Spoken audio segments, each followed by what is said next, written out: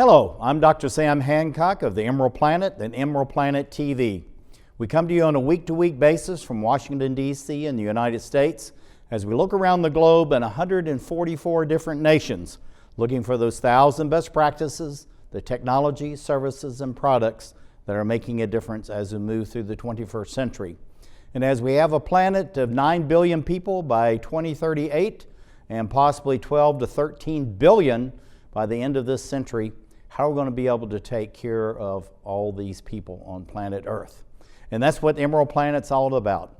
We come to you looking at the solutions, the best practices from around the globe as we create the Emerald Planet. Hello, welcome to the Emerald Planet. We're making a difference as we move through the 21st century. And seeing the long-term impacts of climate change.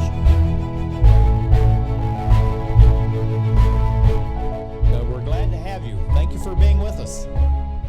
Thank you for being with us as we're looking around the globe and how we're going to take care of all the natural disasters and the pandemics that are now scourging and stomping their way around the globe. And so I have someone who is with us that's going to be talking about how we're going to address the future and not just the current or the past. Karla Ballard Williams, she's the CEO of Ying, and she's going to tell us about this very exciting financial platform, but also she's part of the Institute for Sustainable Development of Washington, D.C. And she and I met there several years ago now, and it's a wonderful organization. They have many wonderful members, just like Karla. Karla, tell us a little bit about Ying, what it is, and then we'll start showing our viewers some of the slides that you've shared with us, and they'll see the dynamic of what's going on with your organization.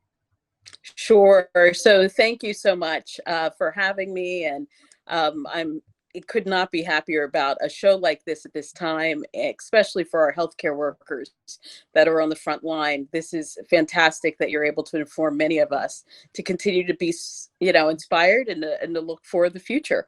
So Ying is a platform. It's actually now been around for the last 3.5 years. We are a peer-to-peer skill sharing platform.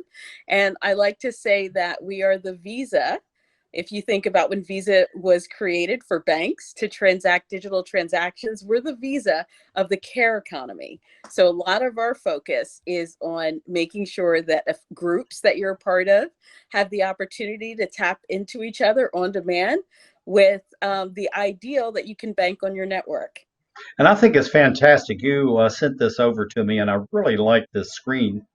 And it shows a room full of people, very diverse, but equally excited. And tell us about the excitement for Ying and why our particularly young people, but even the oldsters need to be in this, are so excited about it. Thank you for bringing that up. I mean, one of the key things that gets us excited every day is that we are literally helping each other out, whatever community we might be a part of. It could be our HOA, it could be the really amazing music group that we're a part of, or our faith-based institution. And we're there for each other as much as humanly possible. And, with the pandemic, it has certainly brought that home a lot clearer than before. So why I think millennials are excited is because of this whole idea of tribe. There's the idea that social networks have really died down, and Dr. Robert Putnam from Harvard talks about that. But I think what's interesting when you start to look at millennials, they're really socially connected more than ever before. And a lot of that is through technology and mobilization. So when you think about Venmo and how popular Venmo became and did an incredible exit, eventually with Braintree and PayPal, we're really following up on the fact that there is untapped capital, real beautiful relationship capital and social capital within our networks. And we want to introduce that to the financial industry. And that's something that's very important. If you look at places like India, even China, Brazil, South Africa, Uganda, all these far-flung countries and communities, one of the things that we miss as far as the matrix for the World Bank, the International Monetary Fund, and others, is this social capital, and it's huge. And if you think about the country of India, 500 million agriculturalists, most of them in the gray market and Mhm. trading, peer to peer. None of that really shows up into the economic numbers of a place like India. So the magnitude of the economy is many times what it is. But Mhm. looking at your mantra here, tell us a little bit about this mission statement you have. And I put it right next to all this exciting young energy in the room. Right. So, one of the key things that I like to say is when you think about the favors we do each other or the gift economy every day, a lot of it is peer to peer. A lot of it's deep rooted within our grassroots organizations and the social networks we're part of. So, we wanted to create a platform technologically. And what this does, it allows for you to upload all the skills that you'd like to offer to your community and then all the skills you're actually looking for from your community. We've created an automatic match that allows for you to essentially access this incredible untapped, resource for a TaskRabbit like experience. So that's the other piece. I always say if Venmo and TaskRabbit had a baby, her name would be Ying. Be, you know, because we Very do have, cute name. right? We created a peer to peer, but also org to peer as well. So organizations can also be on the platform, and then they're identified obviously as a resource as well to our communities. And so we get skills from organizations as well, and skills that organizations are looking for. And we really believe, especially because of the pandemic slowing the economy down, many people would love to just start working and feeling valued. And even if those hours just can be tracked through our relationship with time banking and using time credits as a way to track that, that still can get us moving again at the very least. Yeah, So we've and not only moving, as the fact is, Carla, people need to have never stopped. That's just like Emerald Planet. Two weeks out before all of this started happening, we started planning for if it ever does slow down, we actually want to sprint through this whole thing, and that's what we've been doing. So if you slow down, then you're really losing out because you're losing momentum, motivation, the connections, that connective tissue that we all have through our sphere of influence. And so what you're doing is you're giving an electronic way for people to come back in that. But I like this here, this Stephen Jobs. Tell us about that. mm, oh gosh, this is one of my favorite quotes. My favorite things in life don't cost any money. It's really clear that the most precious resource we all have is time, and I absolutely resonate with that. And a lot of people, can say now more than ever that we have time, but it's what we do with that time that matters. And that's part of our belief system. Every Right. piece of minute we have, we can be productive, making an impact. Yeah, and the one thing I learned from a Tenrikyo pastor in Japan many years ago, he says the only true inventory we have in life are our friends, family, our connections. And that's absolutely the truth because you can lose money, you can lose your health, you can lose assets. But the whole thing is you don't want to lose your connections and that connective tissue that we have among family, friends, and community. But this is an exciting movement that you have here. It really does look like a movement. It's not just a product. No, it's not. We are really focused on also the mission of democratizing abundance, everyone, not just the young, but also those that are feeling isolated. Abundance is not just a financial, related word. You can have abundance sort of from a mental health perspective. And so for us, it is a movement. It is to democratize that sensation, that feeling of I have everything that I need. And I think we're a country that's blessed beyond measure, and we have the Absolutely. ability, to tap into the resources that are there. Some of us are not as privileged. And so what we want to do is make sure that people understand you have value right where you're at. No matter where you are, you have value, you have skills, and they can be utilized. And if you just look at the power of the people in this room, not knowing them Mhm. whatsoever, never met them, maybe you never see them, as a humankind in this life, but at the same time, you can just feel the energy and just how they're all attentive and focused on what it is they're doing. I think that collective energy is what it is you're really tapping into, but not tapping into it so much is that you're magnifying that across the society. That's part of really what we want to do, is expand this movement and make it an intercultural social capital, focus. Not just the same social networks getting together, but bringing people together from all walks of life that absolutely want to connect with each other and be supportive in community. And so we are starting the movement here in the United States, but we built a global platform so that we can connect with others around the globe and also skill share as well. And not just with other individuals, but also organizations and groups. So when I say we do want to be Visa-like, we are really trying to build a movement for the care economy to be very present and very known and also calculated. Well, the whole thing about it, Karla, you're actually giving it a name, you're identifying it, the care economy.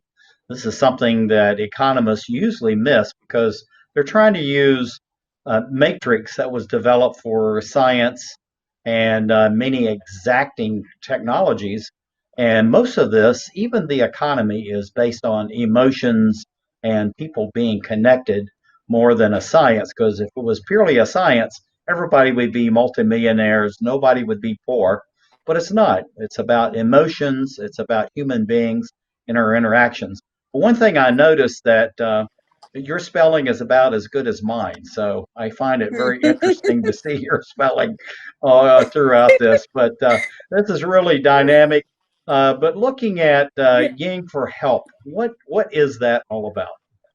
Okay, so the TaskRabbit element of the platform that I mentioned to you, this is our opportunity, right, to leverage a form that allows for you to fill out exactly what type of task you need help with. So if I'm a small business and I need someone just to help me sweep the front, that could be almost like a volunteer score, at the SBA, these wonderful individuals that volunteer for small businesses. We've set up something very, very similar. So you have the ability to essentially put up a task into the community, send it out on demand, very much like Uber or, any kind of Instacart or something you want to order.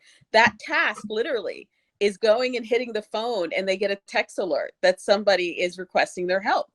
And so we've created an opportunity for, within your social networks, you have now the opportunity to ask for help and receive, in terms of payment, that time credit, and be able to circulate that around and pay it forward. So we're thrilled. That's what Ying for Help is all So, about. so when you're saying paying, this could be in human energy, kindness, gifts in kind, whatever it may be. But it's really just It, helping others. I shouldn't say just, it's really helping others to leverage whatever assets they may have, even if it's just themselves, to move forward in the future. I just wanted to put up this right. screenshot, maybe a little difficult for our viewers to see it, but we're going to go through three of these. Just tell me what we're looking at right here. And we got to be quick. We're running out of time. Okay, so this is a wonderful objective that Stephen Jordan in the ISD-US has put together so that we can really start to focus on creating resiliency resources locally in communities for small businesses. So this is a pretty exciting, opportunity for all of our local municipalities to begin to reach out to ISD-US. So this is our partnership with Stephen to be that technology platform to help for small businesses locally. That's absolutely fantastic. You got about 10 seconds. Where do you see Yang being in the next 5, 10, or 15 years? You got to be quick. We want to be that next fintech company that shocks the world, and we truly become the Visa for the care economy. Thank you, Karla Ballard Williams, CEO Yang, as we create the Emerald Planet.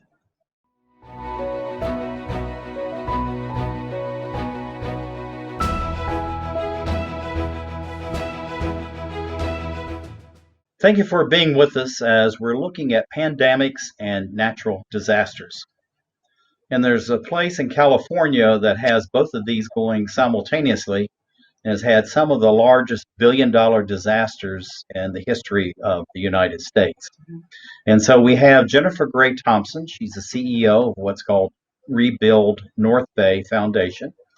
and doing absolutely fantastic work of juxtaposition of the pandemic, natural disasters, and yet including the entire community, every sector involved in this.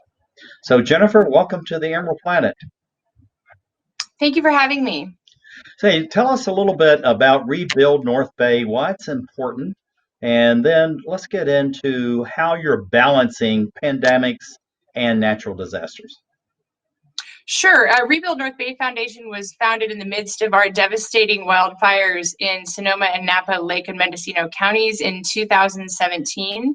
And we are formed as a long-term recovery and resiliency organization specifically formed to help the nonprofit, public, and private sectors collaborate and work together. I tell you, I think it's fantastic what you're absolutely doing. And when you see something like this, it's so massive, so destructive, so powerful. What do you think about day to day when you go into work and you're trying to rebuild people's lives, the environment, the economy, and something that just really swept through that no one could ever conceive being this destructive, but yet it's happened? Well, you think about how you can be of the best service and what gaps you can fill and how you can help people have their needs met in order to rebuild back better, safer, faster, and greener. And that is our tagline besides rebuild and reimagine. And so you're always trying to think of what are the needs, and the way that you learn what the needs are is you ask, what do you need and how can I help? And every day my team and I, we come to work and that's what we ask. Yeah, I'll tell you, it's fantastic. But when you look at this, and then you're in the middle of a pandemic, and you have this invisible, insidious disease that's creeping across the society. People are dying, people are in fear, and yet they know they must go forward. So, how do you balance that when this is something that I'm sure you never even thought of? The wildfires, you thought, oh my God, not another one, but we know what to do now.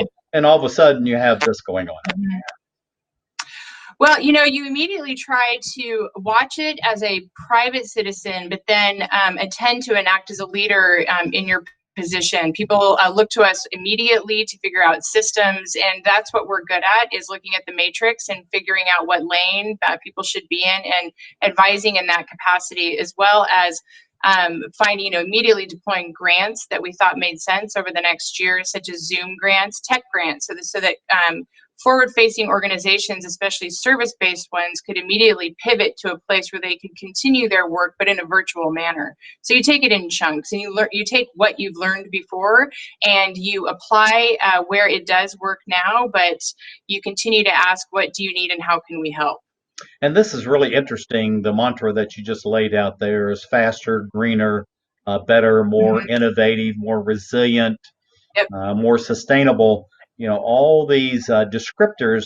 But when you look at the size and scale of the destruction, you just wondered, how can we do all of this? But yet you've really put together a fantastic coalition coming out of the private sector, going into the public sector, government. In other words, every part of the community is becoming involved in this. So looking in this room, how do you tap into the energy, the wisdom, the resources, the social good, if you will, and the social resource that you have in the community to make sure that all these people are involved?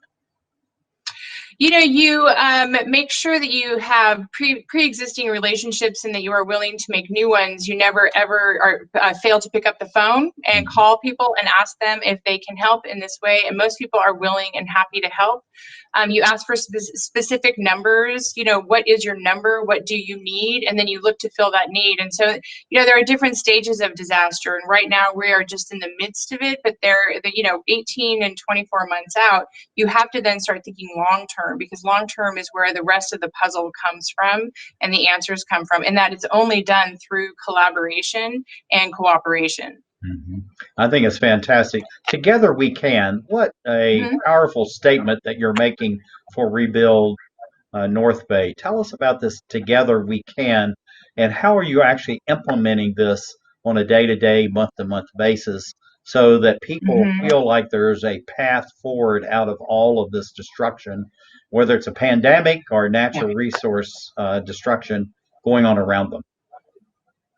Well, the first thing you do is that you bring together all of the sectors. Rebuild North Bay was founded by private sector individuals who wanted to do more than write a check. They wanted to leverage their talents. They believed that they had a role and responsibility in disaster. And traditionally, the public sector and the nonprofit sector take care of disaster, and the private sector is sort of left out. And at this point, we knew, like, for example, with our disaster, that it was too great and too large for any one sector to handle on our own. And so it's a new model, it's an innovative model, and that's where we began. So we just take that and we apply it to other disasters, no matter what their size is. We make sure we're communicating with the public sector and the nonprofit sector and the private sector, finding out what their needs are, and you have to take it in pieces. You cannot look, you can sort of anticipate forward, but you don't get too bogged down by what the immediate, how overwhelming it can be. Take it in chunks, and then do what you can every single day, and it does get better. So, Jennifer, why is it so important to recognize the contributions that these people are making when they're doing it, and not just wait to have a big banquet sometime later? Because that's how you build resiliency, is through gratitude, and expressing that gratitude, and showing, and constantly communicating with people about the talents that they have to offer. Everybody has a talent that they can offer to post disaster, and we encourage that, and we nurture our relationships with people. And I think that when you value them, they know. I tell you, I think it's absolutely fantastic. But looking at this photograph, this is something I find very touching. We're seeing nature is it's resilient. It's coming back on its own. You have people that are actually helping themselves, helping their neighbors. Why is that so important that we consider the environment as well as the economy and civil society all at the same time, instead of just thinking about either rebuilding, we have to protect the environment, we have to restructure civil society, but we need to do this all together and let everybody participate. We do. And the other thing is that I think it's a false dichotomy that the environment and the economy cannot work together, and that they don't feed and help each other. I think that they do. And I think that if these disasters are teaching us nothing else, it's that they are inextricably linked, and that we have an opportunity here to reimagine our economy in a way that's far more sustainable. Well, I think that's something that's really important. And looking at this fantastic photograph of this area, in your 4 counties, how do we get back to this where people have a sense of calm, sense of belonging, the sense that actually there will be a new normal? We don't know what really that is, but we need to make it the very best we possibly can. We have to give them a role, and we have to invite them to the table. And that means everybody. Like the emergent leadership is incredibly important in any disaster, including this one. And that means that we invite them to reimagine what our world and what our economy is going to look like, our social economy, social justice, healthcare, all of those things. People have a point of view, and we do have to have leads of each of those agencies at the table. And that means nonprofit, private and public sector. Yeah, looking at that whole thing as far as the next generations, involving them now and not just waiting, I think that's something that's really critical and important. But what are you seeing through the eyes of this children that you're coming in contact with on a day-to-day basis? And I'm going to leave up this one in the very next photograph at the very end. How do we involve them now so that they know what may be coming for the future? I think that we model good behavior. We model kind behavior and patience, and we innovate. The more that we reimagine and innovate, the more comfortable they're going to be with being uncomfortable. And it starts with us as adults. I think that's absolutely fantastic. And we're going to leave this. This sign is for you and everyone else watching this. This is Jennifer Gray Thompson. She's the CEO of Rebuild North Bay. Thank you for being with us as we create the Emerald Planet.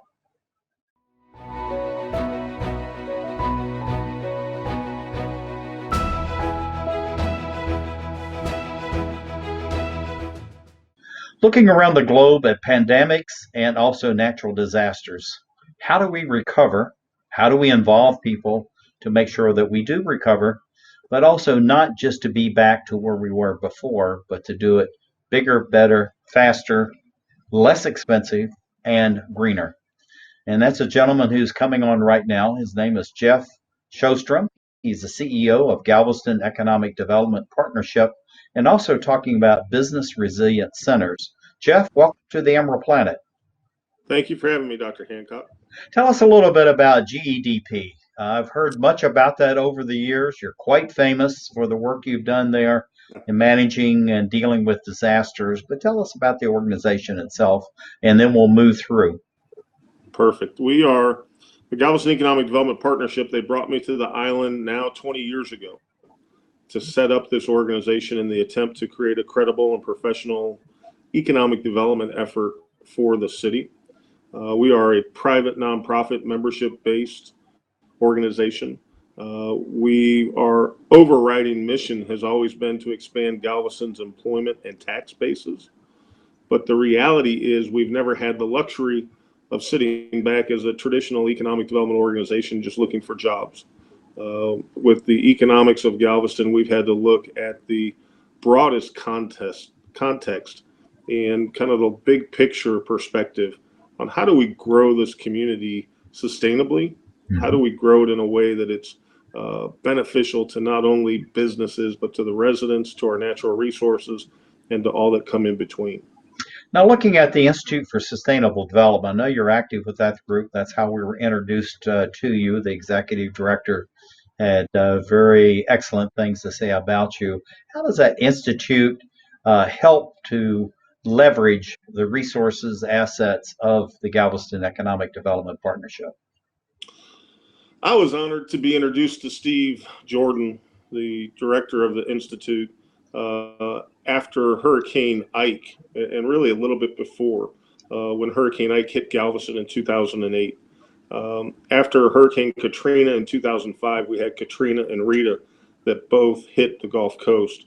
The mayor of Galveston came to our organization and said, we need to go learn some lessons from some neighbors.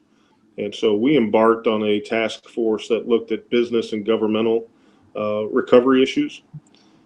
As we've moved forward, we've had Hurricane Ike, we had the Horizon oil spill, we've had Hurricane Harvey, now we have the pandemic. And what the Institute for Sustainable Development does for us as a local organization is create a national framework in which we can expand our network, both into corporate America and into the governmental agencies federally, to enhance and to multiply the types of resources and tools that we need to be effective. That's absolutely fantastic. Going back to, we're using the example of Hurricane Ike, but you've had a number of very disastrous natural incidents there. Tell us why you have to really look differently at life in a place like Galveston that has so many catastrophic events, yet you have a very pleasant lifestyle. People love being there. They love to live in the community and feel like a real sense of belonging for friends and family. How do you do that when you have this many natural and the pandemics? Yeah. Galveston has a history steeped in innovation and entrepreneurship. And from the early days of the 1900 storm, which decimated this island, in which multiple thousands of individuals were killed, all the way through to the present, Galveston, as a coastal barrier island, is a vulnerable community. And what Hurricane Ike taught us, there are many lessons, but there are a few in particular. One, we proved as a result of Ike that through better preparedness, you can actually mitigate financial loss and hardship. We know that we're vulnerable to hurricanes, and we've proven now that not only can you prepare better for that, but through a concerted and coordinated effort, you can rebuild communities better, stronger, and more resilient for future events. When you see this kind of catastrophic power that's going on around you, when you have these types of natural disasters, and of course now the pandemic's there as well, it's hard to believe that you can actually build for and mitigate something that's spontaneous and also that capricious. So how do you, when you're looking at this and you're sitting in the boardroom and thinking about the future, how do you take this into account and say, this is what happened to us, but this is what we can do to make it better for the future. How do we do that? What's the bridge for that, Jeff? One, I think, with regard to what we can do from a human standpoint, we can ensure that we're building better. We enhance our public policy issues with regard to building codes, with regard to standards that we're embracing, building so that we're ready to, as best as we can, be prepared when an event of this nature takes place. One is, and I remember Brett Warr, who used to be the mayor of Gulfport, Mississippi. He counseled us after Hurricane Ike. We had reached out and formed a relationship after Katrina, but he actually flew a team to Galveston after Hurricane Ike. And in the corridor with the lights still not connected, he reminded me that what they found after Katrina and what we found after Ike was that industries that were having struggles before the natural disaster went away after the storm. The industries that were building and growing before the disaster actually grew exponentially after the fact. And just like with this pandemic, we continue to look not only at how do we protect and do the best that we can from a disaster preparedness, response, and recovery perspective, but what areas, what concentrations can we focus on to grow our community forward? Yeah, looking at the destruction of this, and I thought it was very interesting, Jeff, you mentioned about the companies that are resilient, that are growing, they're innovating, they're looking towards the future, others just hanging on. How is that a great divider when you have the pandemics, the natural disasters between those that really are going to fade into history and the ones that actually, as you say, grow exponentially into the future? I think on the front end, we do the best that we can to try and educate business owners about the need for preparedness planning, business continuity, and thinking ahead. I think the pandemic is a great example. One of the resources that we have on Galveston is we have the University of Texas Medical Branch at Galveston. It's the largest state teaching hospital in Texas. It also is home to one of only two national biosafety level 4 national laboratories. It was invested in and was developed specifically for biodefense and bioterrorism. UTMB is home to one of the largest inventories of infectious diseases in terms of research and materials that regard what these, I guess you call them germs, Right, coronaviruses, yeah, and viruses and bacteria, yeah. And so, ironically, as we look at this COVID-19, one of the areas that we see as a bright spot for Galveston is in disruptive and emerging technologies. Today, we have over 20 emerging technology companies in Galveston. Within our county, there are over 50.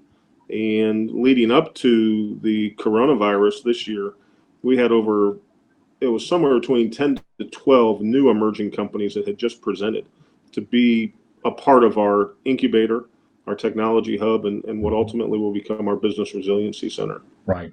But looking at the destruction that we're seeing right in front of us, it's hard to visualize this bridge where so many innovative and dynamic organizations, whether it's research, military base, whatever the backgrounds may be, wanting to be in this kind of environment. So what are you doing that's special that people can see this and say, I want to be there? One of the running jokes is you have to be a little bit different to be in Galveston to begin with. It takes a special breed to be in Galveston. I think, as exhibited after Hurricane Ike, we spend a lot of time working with the business community and the community at large. Between 2008 and 2012, my organization facilitated over $100 million in business recovery resources through a host of programs and initiatives to help our companies rebuild and to reestablish themselves. And I think the bridge is by being able to be there to provide some vision. And quite frankly, through the GEDP, we provide a bridge between many different facets of the community. So we're not developing or redeveloping with blinders on. We're thinking about our natural assets, our natural resources. We're thinking about our economic resources. We're thinking about our community resources, and looking for that blend on how to build back stronger. Yeah, everybody's contributing. These business resilience centers, tell us about that. It sounds like a brilliant idea. It's building on, what's gone before, but what is different about these that's carrying you forward through the 21st century? Before COVID-19, we had entered into conversations with Stephen Jordan about the possibility of creating something at the grassroots level, something at the local level that could better equip communities to be more prepared, better armed with tools and resources to educate and to bring their communities forward in disaster planning. Back in the early part of the year, we've changed our scope of work within the GEDP in that now we are merging both disaster preparedness, business continuity with emerging technologies. And so the idea of the Business Resilience Center is to create centers that have a dashboard of resources and tools available to local communities, to create a facility where it can be a demonstration hub, almost a living laboratory, to where we can introduce the newest technologies, the newest strategies, the best tools that have been developed over time for communities to be positioned and prepared to respond and act in the face of natural or catastrophic events. I tell you, you live in such a beautiful area. I mean, it's just amazing to see, the absolute destructive force that nature has. Of course, the pandemic is moving on, but then to live in a place that looks like this.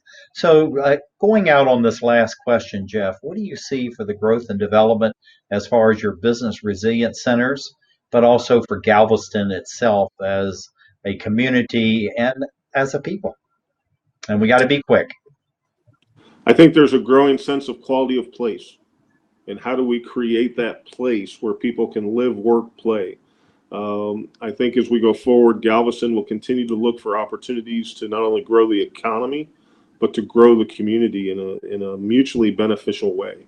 And we are blessed with an abundance of resources that, quite frankly, we're willing to put up against pretty much any other city in terms of having the natural resources, the business base, the institutional. It's just an amazing place to be. And I sometimes joke that I'm like a kid in a candy shop. It's a dream job. That's absolutely fantastic. Jeff Sjostrom, thank you for being with us. Thank you to our viewer for being with us as we create the Emerald Planet.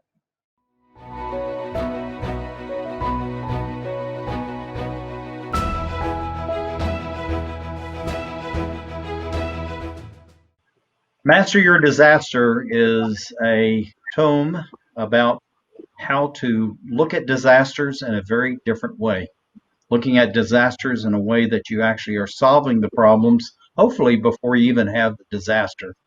But there are a number of ideas, concepts, and working models that we're going to be discussing with Leann Hackman-Carty. She is the author of Master Your Disaster. So, Leann, welcome to the Emerald Planet TV. Thank you very much. Thanks for having me. Tell us, what is Master Your Disaster as a book, and why a book? Well, actually, starting in 2013, I actually was working with a number of communities after a flood.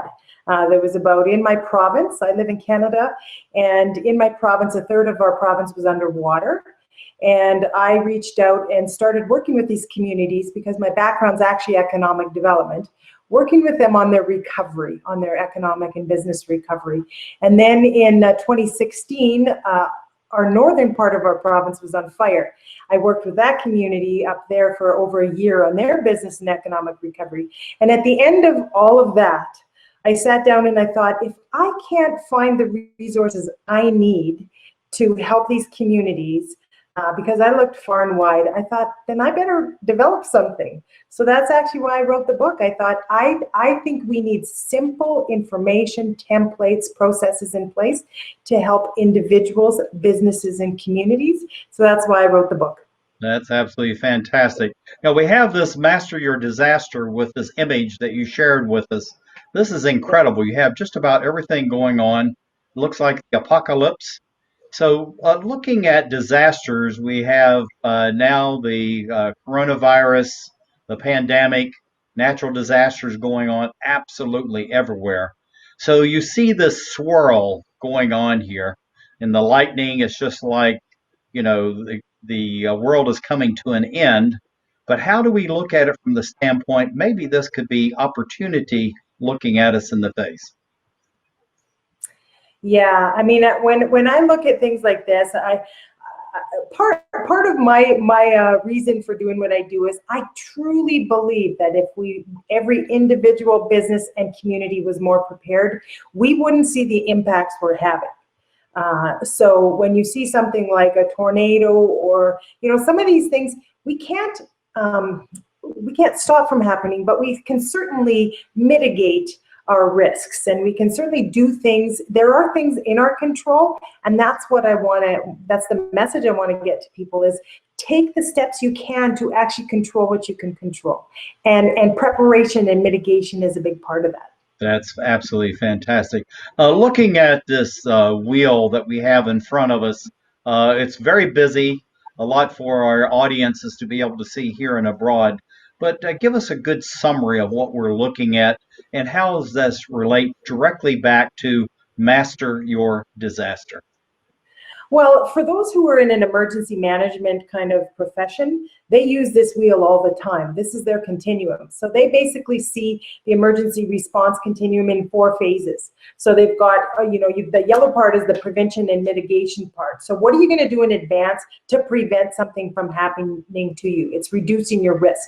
The second piece, that blue part, is the preparedness. So how are you going to be prepared if it's, say, a municipality? How are you preparing your various operations to respond? So it could be advanced planning, advanced preparedness trainings. They have ICS training for, say, a lot of people in the field. So that piece is the preparedness piece. The response, see, the incident there is the black, but the response piece is really in my opinion, more well orchestrated than some of these other phases, because it's like a military operation. You've got one person in charge. In the case of in the US, you've got FEMA that will step in, and they've got very clear roles and responsibilities of what's going to happen and how it's going to happen and who's in charge.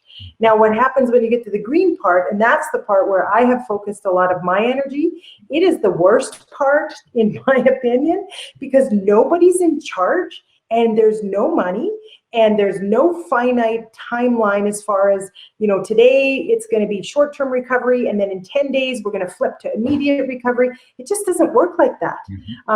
So that's the part where I think most individuals, communities, businesses, they fall down flat on the recovery. And so obviously we're taping this at the time of COVID, and that's the part that really concerns me most, is what is that recovery going to look like? It's terrible in the best of times. So that's what this chart shows. It's just how that wheel turns and really where you can actually put effort into each of those phases to help reduce your. I don't know what this looks like, because you have pandemics now coming on top of very severe, costly natural disasters. And so nobody really knows. There is no such thing as new normal. It's just we know it's changing. But going back to Fort McMurray, Canada, these huge fires, you talked about the flooding.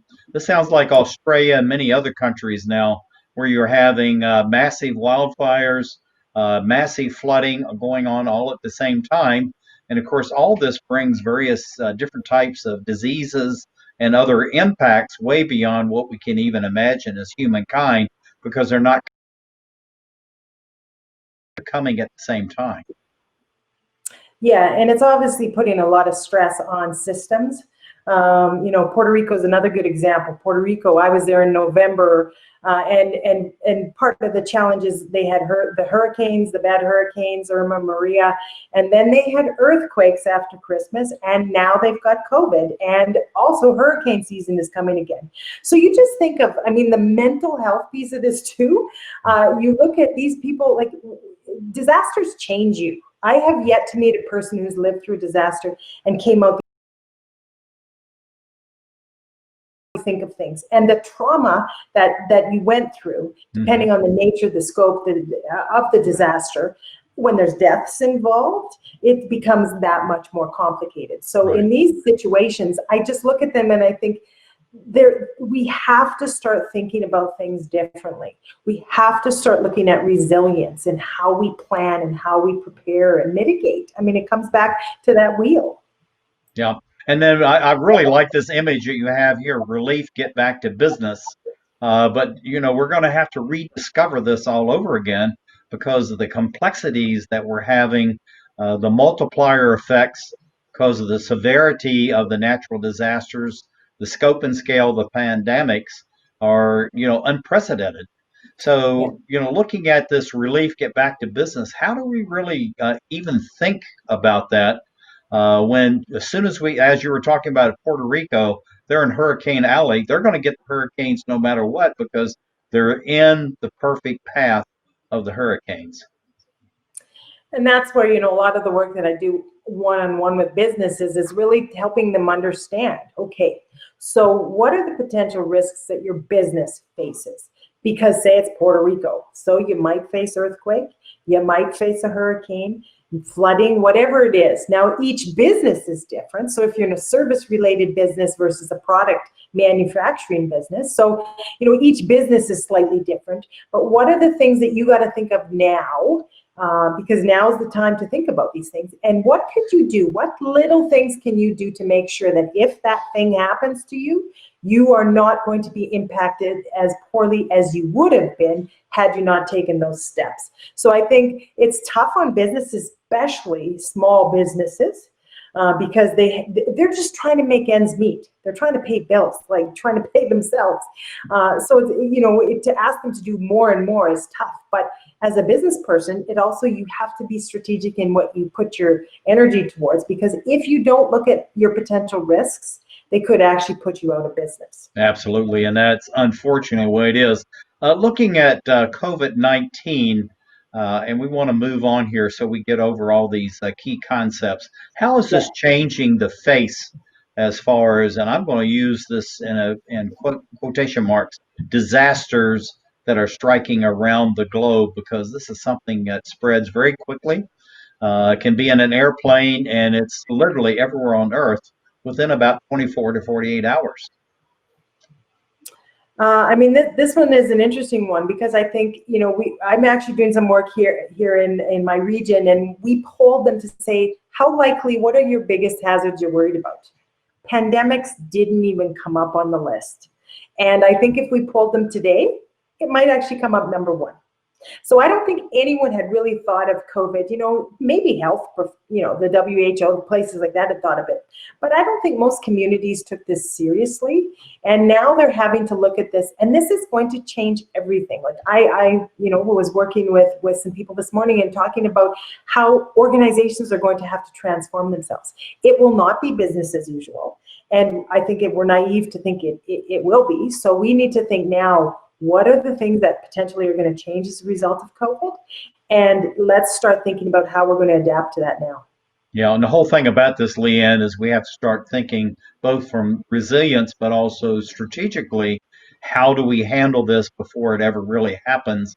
And that's where we come into, I like your diagram here, top business challenges. What would we list as, say, top 2 or 3 business challenges beyond survival that we've already talked about, particularly for small business? What other things do they need to be thinking about in these days of pandemics and natural disasters coming one right after the other or on top of each other?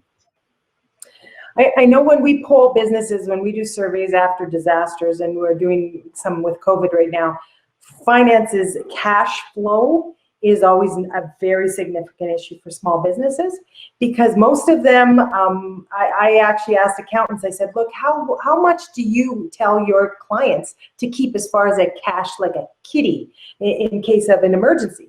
And they said, well, we like to advise them at least 3 to 6 months. And I said, well, is that what they do? And they said, no, they're lucky if they have a month. And that's part of the thing. So if you're going along and you only have 1 month buffer, if all heck breaks loose, that's not a lot of time. Right. especially if you have a lot of expenses. Right. So cash flow is always an issue. And then the other one that's always major is communication. Number one, it's number one in many disasters, because traditional communications networks are compromised. I always tell people, you know, even in your family, to communicate is tough in a normal time, let alone a disaster when everything's changing. Leann, we're absolutely running out of time. Recovery is tough. We can't really go through this chart. What would be 3 key points that you want people to have as a takeaway from our conversation tonight about recovery is tough, but you can do it? And we got to be quick. We only have about 30 seconds. I honestly think like the best time to get prepared is now. And so looking at your recovery, we have to get through what we're going through right now and mitigate. But I urge everyone to think about what's tomorrow going to look like, because it's going to come. And the best thing to do is figure out how to be prepared now. I tell you, that's actually a good summary. We got many other things that we could go through. But what do you see as far as your Master Your Disaster, its expansion, as far as being a book, a must-read book? And you've got about 10 seconds to do all that. I'm just trying to get out the best resources possible to people, because I know that when the time comes, you're totally stressed out trying to find the right information, and I just want to make sure it's there. Okay, Leann Hackman-Carty, author, Master Your Disaster. Thank you for being with us as we create the Emerald Planet. Thank you very much.